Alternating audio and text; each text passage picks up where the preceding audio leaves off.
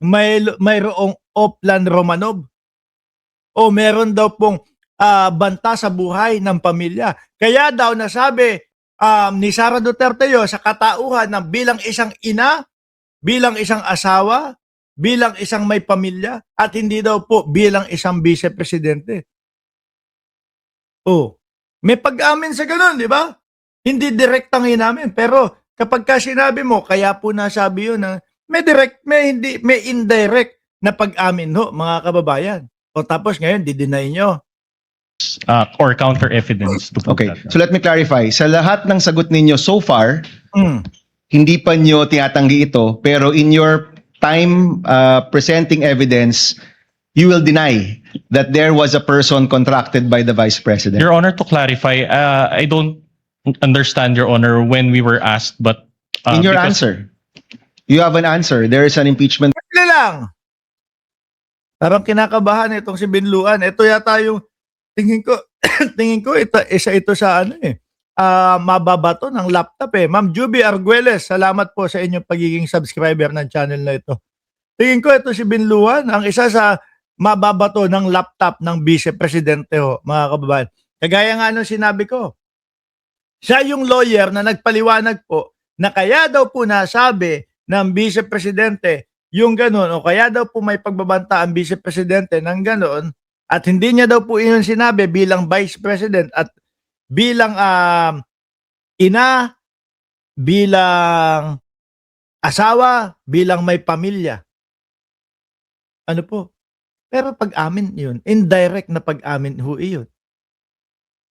So sa makatwid, talagang totoo yung video at hindi na dapat pinag-uusapan kung totoo ba o fake yung video. Di po ba? Oh. We denied it, Your Honor. We denied it in our answer, which we filed before the Senate Impeachment Court. You denied it in your answer? Correct, Your Honor. Mahihilo ang taong bayan dito. You deny na may kinausap, pero ang sinabi mo naman do is, eto mga kababayan, ipapakita ko sa inyo. Hope sana makuha agad natin at hindi lumayo, no? Kasi baka ito. Si Binluan din. Oh. Ang nagsabi, mga boss chief amo sir, si Mark Binluan, kapangalan ko pa pala ito. Ayan, ito yung mismong sinabi niya. Ibabalik natin kay Bam Aquino. Ayoko lang nang nagsasalita ako dito nang wala tayong katibayan. Ho. Sa umano'y mga banta ni VP Sara daw. Oh. When VP Sara uttered those words, no, she was not responding as Vice President. No, but Sara Duterte, the wife, the mother, daughter, and sister who only sought to protect her own. So, ibig sabihin, may pag-amin dito o hindi direktang pag-amin na talagang si Sara Duterte ang nagsabi no. Sabi ni Ma'am Viola G, pati ako nahilo.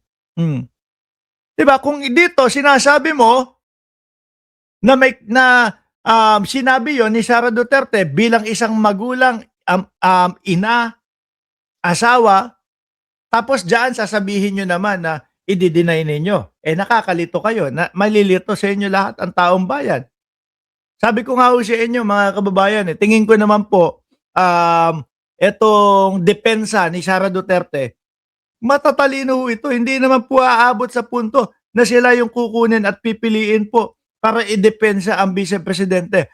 Kaya lang, mga bossing, sa sitwasyon na kinaharap ng Vice Presidente, lalong-lalo na dito sa impeachment, mahirap ipagtanggol. O tuloy natin si Bam Aquino, ha? If I remember correctly, ang nabanggit doon ay freedom of expression. Was there an exact statement there na hindi totoo na meron ngang kinontrata ang Vice Presidente o kinausap ang Vice Presidente para gawin ito? Isa pa yun, makakadagdag. Makakadagdag din ho yun. Di ba? Yung pagsabi nila na parte ng freedom of expression ng Vice Presidente yung mga sinabi nila.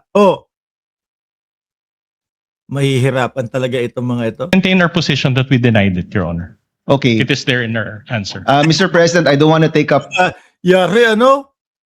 Tingin ko ho mga kababayan, ito talagang si Binluan, no?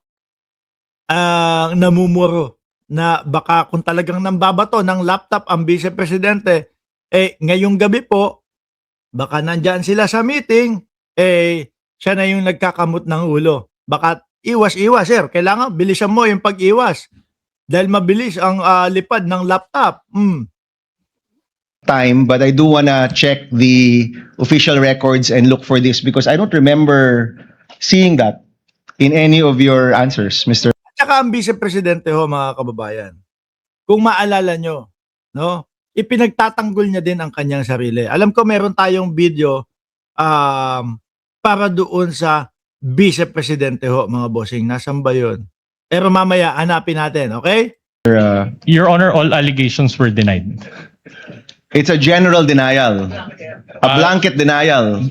There were, that was the general denial, and there were also specific denials. Okay, we'll take a look, Mr. Presiding Officer. Hanapin natin to with, and if I may come back to this once we take a look at the records, Mr. Presiding Officer.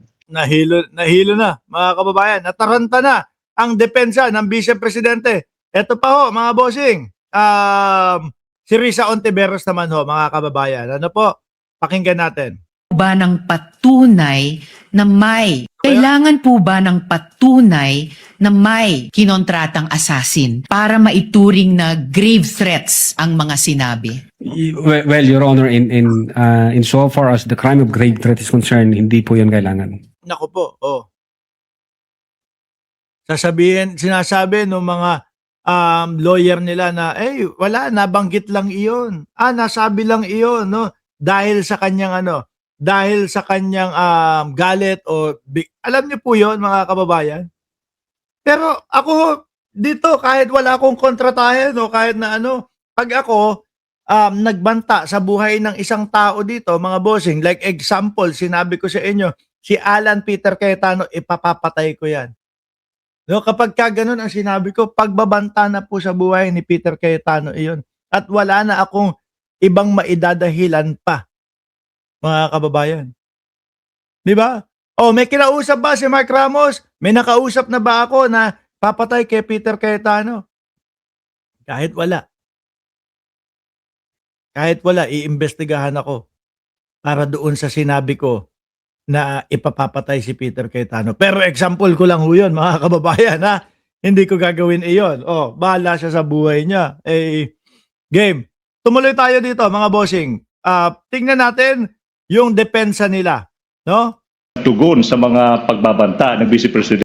Game. Atras. Mr. Witness, Attorney Lotok, sinabi mo rin na may mga ahensya ng gobyerno na nagbigay din ng kanilang tugon sa mga pagbabanta ng Vice Presidente. If you may, anong mga ahensya na ito? Yes, Your Honor. For one, the Presidential Communications Office, the Philippine National Police, the National Security Council, and the Armed Forces of the Philippines. Okay.